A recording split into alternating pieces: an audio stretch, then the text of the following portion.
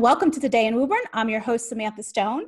And today we are welcoming our new City Council President. We're thanking our outgoing one. And of course, we're talking all things updates with our Mayor Scott, who was on vacation last week.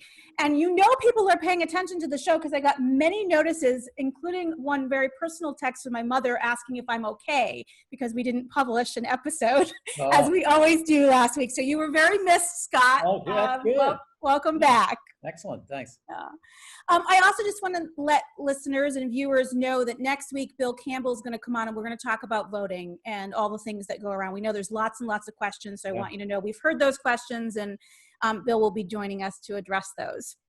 And in the meantime, Scott, I just want to talk first about COVID updates. I looked at the website. It looks like we haven't quite updated in about a week. I'm assuming that means because there isn't much to report, but I do want to make sure that I'm not making assumptions. No, we have been watching the numbers, and one of the things is we are, the numbers are moderating. But again, 2 weeks ago I was on your show and we had that instance where the positivity rate was close.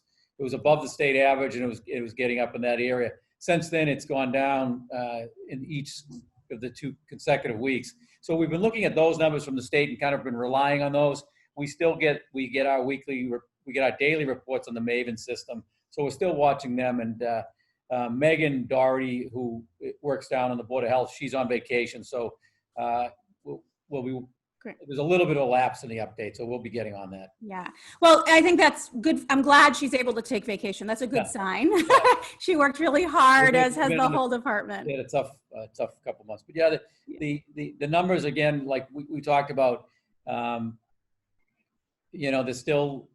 they're in flux, and we all know when you look at, we say this, you look at Florida, you look at the other states that are California that are seeing the surge, and when you start opening up more and more, and you start people go on vacations, they go away, they're in big crowds. I mean, when I was down in Newport, amazing how crowded it was. We've been there every summer, and I think the crowd was no different than it's been in past years. So, people were, everybody had a mask. Either they had it on their arm carrying it so they could put it on. But it's all going to be, how, like you and I have said, you still have to be vigilant, and you have to have the mask, and just hopefully that we're doing the right things. And you do see a lot of people out there doing the right thing. It's just, it's a matter of when it's going to come back, not if. That's what they're telling us. Yeah, I'm glad you mentioned that. I read a couple of articles recently about people who were, for the most part, doing the right thing, but then they sort of let their guard down, and everybody sort of huddled around a phone and read, shared pictures or something, or, shared meals together when they were generally separate, and they believe that's been a point of transmission. That's not in Woburn. That's things that I've seen and read elsewhere. So thank you for reminding us how important it is to be careful and not let our guard down. I've had a couple people ask me questions. So your wonderful assistant, or maybe we should call her boss, Maria, is leaving to do some wonderful things for us in another part of our city. And I've had some folks asking how you could possibly replace her, and where things are, and when she will be making that transition. Right. So it's been difficult. It was an opportunity for her, which we had been looking at it for a while. Joanne Collins talked about. And Joanne was great. I think, city councilors, President Anderson, President Higgins will agree. Joanne did a great job over her 20 years, but she made her announcement. And I at the time thought to Maria, I said, that would be a great transition for you, because, you could still help the city out. And the seniors are a great part of the population, and, a big constituency, which we, try to make sure we take care of them. So I thought it would be a natural transition for her. And, it's, with this COVID, she's able to ease into it, but she's really itching to go and get services up and running. But from my perspective, I want to say it's going to be difficult. We're looking for a replacement now. Diane Merles, who works as the city solicitor's paralegal, has been excellent. She's been kind of filling in for both. And, I definitely need to get the replacement. So we're working on that now. And I would say it's better it's in the summer, but we are in a strange time, which it's busier now for all of us than it's ever been. With I said this with the library issue, trying to get that reopened. The schools, of course, City Hall is planned to open up August 3rd. So we've got a lot going on. We're closing the books from last fiscal year, and it's so as I say, usually this would be a good time to make a transition, but it's been tough. So I have to get the ball rolling on a replacement, which would be very important. Yeah, I imagine for those who maybe missed it, so Marie is going to be running our senior programs through our senior center, which is, as Scott mentions, a really important part of our community. And she's extremely well suited to do that. And we'll certainly miss her in her current capacity. I know so many people have come to know and love her because she often is the folks who answer the phone and such. So I'm excited to see who ends up in that position. And of course, we're glad she's staying in our community and continuing to serve us. Before we transition and talk about City Council, I do want to just give you the opportunity. There have been a lot of unsung heroes across the city, people who we don't see every day, day in and day out, who have worked tirelessly throughout this entire pandemic and continue to keep the city operating and functional. I just wanted to give you an opportunity to give a shout out to one of them that you wanted to recognize for some help. And for those who are watching, I'm completely putting Scott. I have not prepared him for this question whatsoever, so I will continue to stall and give you an opportunity to think about how to do that. I also want no one to feel left out of this discussion. This is something that we'll try and do every week, or at least every other week, so we can recognize and get to know some of the town employees who we don't interact with as residents very often. Well, why don't I do this? Why don't I take the general approach, and then each week I'll single out something else. But I say this, and I know that Mike and Lindsay would say the same thing. When you look at the commitment from all city employees, whether it's from the police department, the fire department, DPW, City Hall employees, they have not missed a beat. They don't complain. They come to work. They've been on the front lines. Even if the City Hall workers, they didn't miss at all, and they kept the vital services going. Police didn't complain, fire didn't complain, DPW, and you look at some of the other DPWs around us, they were doing 1 week off, 1 week on. Our guys kept working, didn't complain. So I think as an overall, I want to say that they've all behaved and acted like extreme professionals, and they've made my job easier, and I think constituents will admit it, that they've got great service from our city employees. And just along that line, I know that you had a graduate just recently from the Vogue, but the high school graduation, maybe I could single out them because the Jess Callanan, Jimmy Duran, Megan Patrici, Eddie McGuire, Steve Martin, Dave Dunkley, those guys, the work that they did this weekend, and I don't want to leave any of them out. I may have. A couple of the teachers are up there, the custodial staff. They were unsung heroes for that graduation ceremony. Because let me tell you, it was a long day, and the thing went off with a hitch. And I think if you ask any student or parent, they would say what a ceremony it was, considering what they had to go through. There were 15 groups of 20, and I would say if they're the unsung heroes, that group really excelled, and I'm proud of them and the work they did for our students. They were great.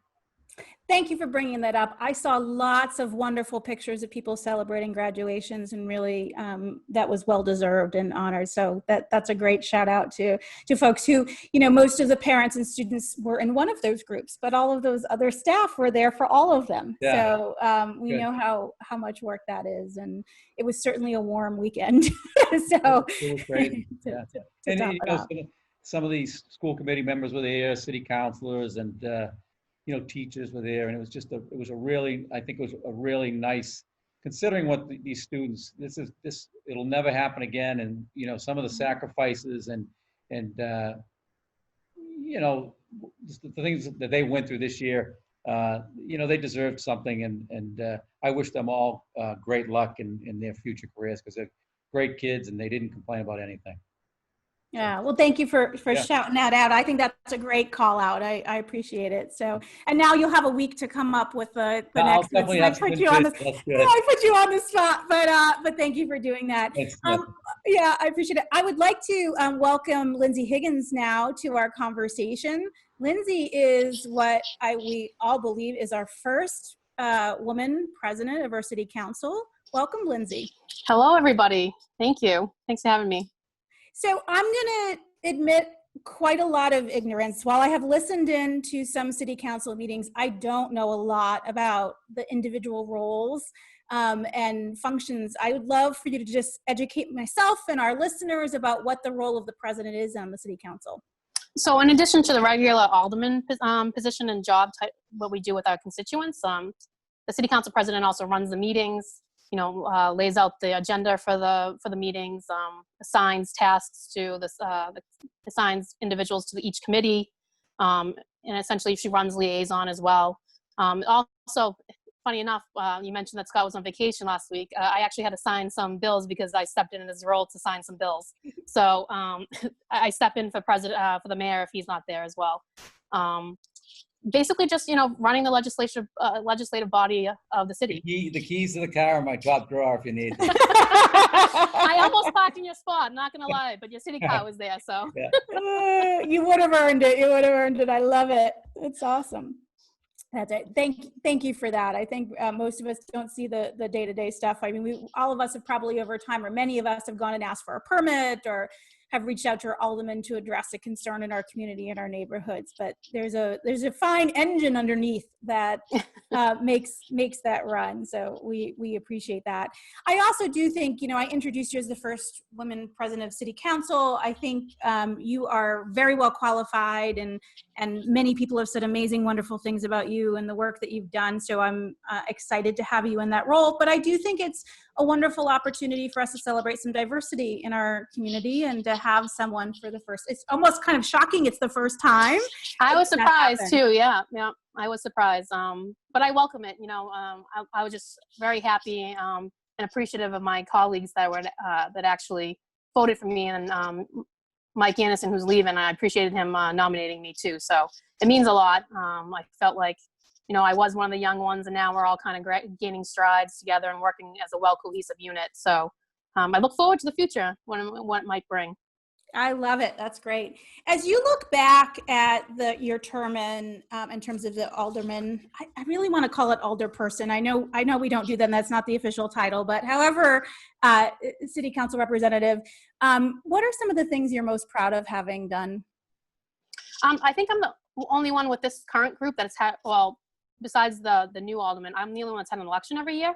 So each cycle I've had an election. I think it's actually helped me with my constituent services. I'm out there, walking the pavement, knocking on doors and asking people questions and what they think, and a lot of complaints, which I'm more than happy to get in, and I also, my cell phone number is the number I use, so people have access to me.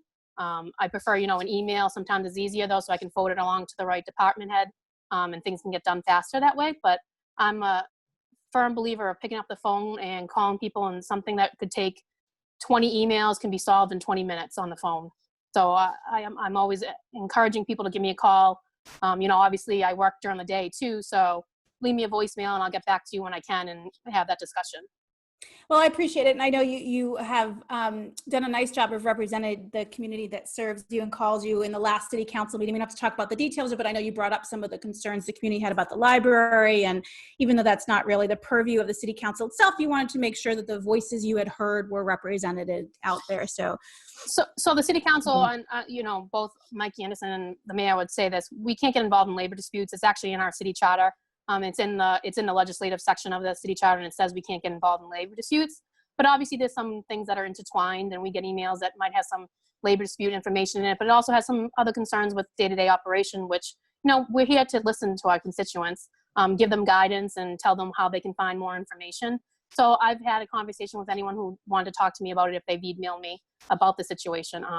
We have to be careful, and as a lawyer, I'm very careful about how we do things particular. Because you don't want to get in trouble, and you don't really want to mess with a situation that can have deep ramifications for some people, negative or positive sometimes, but mostly can be negative.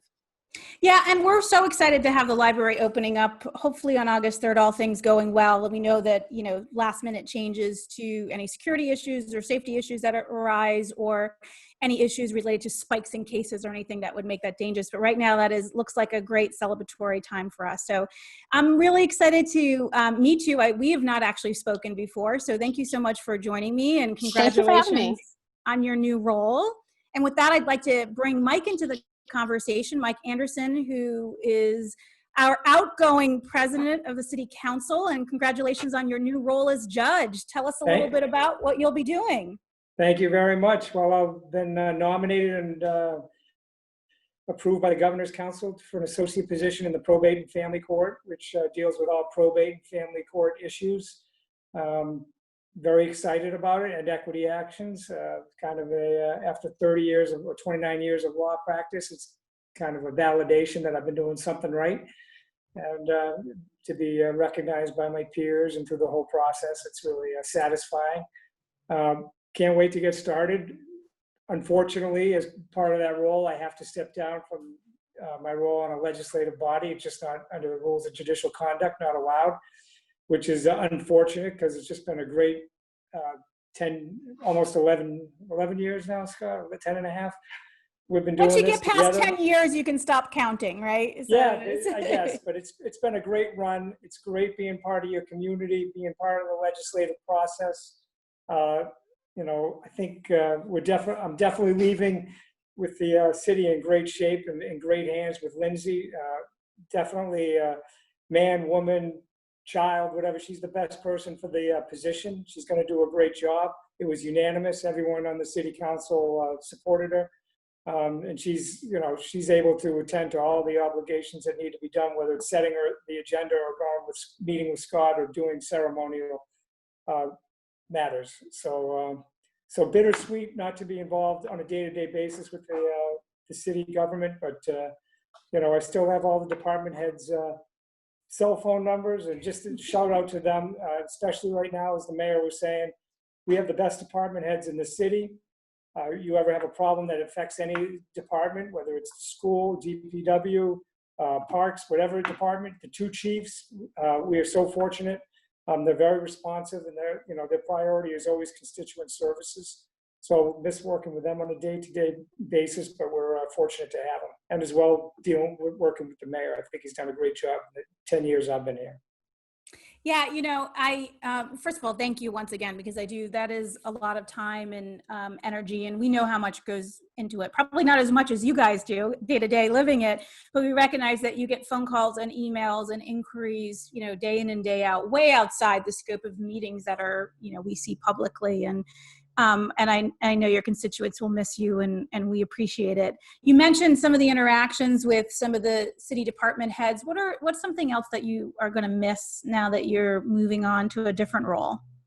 Well, I'm going to miss, working with the constituents on a day-to-day basis, really. I mean, it's helping people. I think, as Lindsay said, that's one of our most important roles, is we're people's access to the city. If they call, generally into the city, they can be treated, not that they are necessarily, but they're just another person. But if they call us, we are a gateway into the city government. We know how to triage their call, as opposed if they just call the main number, they're not sure what they want, what they need. We talk to them for 15, 30 seconds, a minute. We know exactly what type of help they need. And it's really gratifying to help people. And it's especially gratifying when you get a thank you note or a thank you or an email. But that's the most important thing that I'm going to miss. Also, dealing with right now, I think I've been on some great city councils. This is probably the best city council I've been on, just because we're 1 year into to our session as a new group, and we really work together very well. And even when there's some lessons can be taught to Washington from what we do here in the city, because we don't agree on everything necessarily. But everyone still respects one another, and people might get angry with one another, but as soon as that vote's over, we're on to the next thing. And it's, we start at baseline, and there's no ill will. So, I'll miss that collegiality, working with people and rolling up my sleeves and playing with an ordinance. I kind of like doing that nerdy stuff. Well, we're glad that somebody does, because the last thing that I would ever want to do would be playing with an ordinance language. So we're grateful for that. When does the official transition happen, where you'll be officially stepping down and your replacement will start taking over? So I'm going to step down at the probably the last minute that I possibly can before our next meeting, which is next Tuesday. So I'll probably step down earlier in the day, that way they can put through an order so that they can get my successor elected before the next full meeting of the city council. The next full meeting of the city council after the August meeting will be first week of September. So Lindsay and I have spoken, and we'll put together a protocol to accept resumes and letters of interest, be able to vet the person and have a vote, so that on the first week of September, they can have a final vote and have someone in place, because there's a lot of big projects that are pending. They need, we need a full city council. So in the meantime, I'll stay on until the last possible minute, because I'm still triaging phone calls. I got an email today about a traffic issue, and I'll keep doing that until I can't do it anymore. Well, I suspect you may even have them for a little while after you transition out, as people get used to not that speed dial on their phones. So yes, I'll be happy to send them on to Alderman Cannon or Ferrullo. That's great. When you look back on the 10, almost 11 years that you've served on city council, what is some of the things you're most proud of having accomplished? Well, there are a lot of things. We were able to acquire all the Whispering Hill property, which is going to be, is a huge plus for the city. That's going to go undeveloped forever. Perfect for recreation and also for our aquifer. We've finished off the Goodyear School. We got the Harold Wyman School done, which, two great projects. We have the library that we, really held everyone's feet to the fire and got the best financial deal for the city with the mayor's leadership. And all these projects we've been able to do, and we have great constituent services. We have great city services. All the departments are well done, and we've pretty much kept the tax rate the same in 10 years. Now everyone will say, "Well, our taxes have gone up." Well, that's true because your assessments have gone up. But if you look at every other city, frankly, this is the best city bank for your buck. Around, and with the great constituent services between the new schools, with another school being planned. And the library and the fire, we're going to get a new firehouse, and we've been able to do all these great projects. The city council working with the mayor and really not overspending. Just look at the library project. It came out fantastic. It would have been very easy to write a $40 million check, but that really went right down to the wire. And we got the best financial deal for the city, and we have great. And look at it. It's fair. I keep pointing behind me because it's right across the street. But I think the mayor would tell you that's one of his. I would hope, one of his crown jewels or one of his proudest moments that we were able to do that. The library is absolutely stunning. It's my favorite building in the city, and I'm so pleased that we have taken the time to protect it and update it and do all of those things. Thank you for all those things, the memories that you brought on, and they're going to be lasting and a part of our city. I will say, just in general, our city council is pretty available to the community. I've never heard anyone say, they may disagree with a decision a city councilor has made. They may not, like the answer they've gotten to a question, but I rarely hear someone say that they can't get a hold of someone. And so that's a gift. Before I mute myself, I'll say that's true. I think if anyone has a beef with me or Lindsay, they're always welcome to call, and I always return the call. And I know everyone else on the city council does it as well. And you know what? You don't have to agree with what we've done or how we voted, but we should be able to explain why we did. And I think most people do respect it, even if they still don't like it. They'll respect that, you call them back and let them know where you were coming. Yeah. And also, don't forget, Mr. Mayor, I forgot to mention our AAA bond rating as well. Don't worry, Scott will never let us forget that. I hope not. No, it really, I'm thank you. And those are really great memories and really important things that have contributed to the city that we all live in. As you depart our conversation today, what is it that your hope for the Woburn residents and how we engage civically? And how should we be interacting with not just city council, but with our government in general and helping support each other? Well, I think, at first, there should always be a question or an answer or discussion before there's accusations and anger and putting people down. And I think that's how we do operate on many community levels, and certainly on our municipal level, that's how we operate. you know, if you don't agree with something, and, you know, I got word from someone that, that they can't believe you did or said something, and you know, you call them and you find, after you explain what actually happened, that, oh, okay, now I understand. So things can get taken out of context. The most important thing is communication, talk. Some people don't want to hear an explanation, but too bad, you ought to. I mean, and if you still disagree, that's fine, but at least you know where two people are coming from. And I hope, you know, I know we do. I think we set an excellent example. I know the mayor's door is always open to people. He has an open door policy. People can come into his office. I mean, maybe not right now, but he always has. And that's, you know, the hire for Marie's replacement, who was wonderful, and is going to do a great job.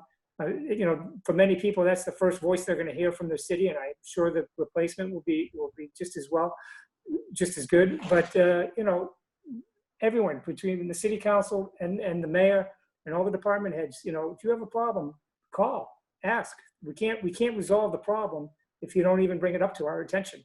Well, I think, thank you for that. And that's a good and healthy reminder. I think our community in general is not shy, although there are, I'm certain, individuals who are, and individuals who maybe don't understand who to connect with or how to connect, or are uncomfortable public speaking or aren't sure of their point of view. And I think both Mike and Lindsay have made it very clear today that pick up the phone and call your city councilor. It might be one of them, depending on what ward you're in. And if you don't know, just call, look it up on the city website, call one of us, ask the mayor's office. They'll direct us to the right folks and the right resources. And it's a wonderful thing that we do have a community, that we are a city, but we're also small enough to still know each other very well and to be a part of our local government. So I thank all of you for joining me today. Thank you, Mike. Thank you, Scott. Thank you, Lindsay. And thank you all for watching, and just continue, as always, to take good care of each other. We have wonderful people who are in our government who are doing their very best to represent our interests. And when they hear from us, and when we share our perspectives, they can do the best job possible. So continue to keep those lines of communication open.